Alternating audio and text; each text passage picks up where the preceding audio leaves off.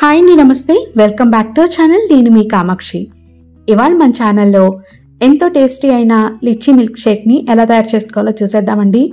ఈ సీజన్లో ఎక్కువ మనకి లిచ్చీస్ అవైలబుల్ ఉంటాయి కదా, ఒకసారి తప్పకుండా ఇలా లిచ్చీ మిల్క్ షేక్ని ట్రై చేయండి.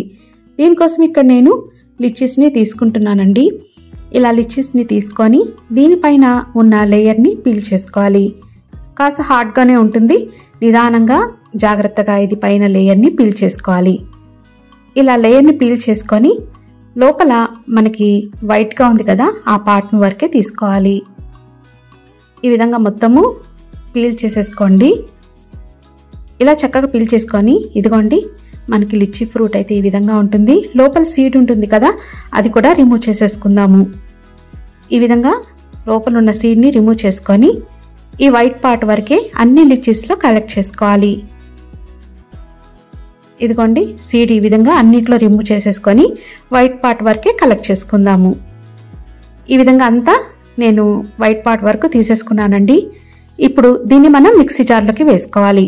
మిక్సీ జార్లోకి వేసుకున్న తర్వాత ఇప్పుడు స్వీట్నెస్కి తగ్గట్టుగా షుగర్ని ఇందులోకి యాడ్ చేసుకోవాలి. షుగర్ లేకుండా ఈ లిచ్చీ మిల్క్ షేక్ అనేది టేస్ట్ అనేది అంత బాగుండదండి. సో డయాబెటిక్స్ వాళ్ళకి ఓన్లీ ఫ్రూట్ తీసుకోవడమే మంచిది ఈ విధంగా మిల్క్ షేక్స్ కంటే కూడా.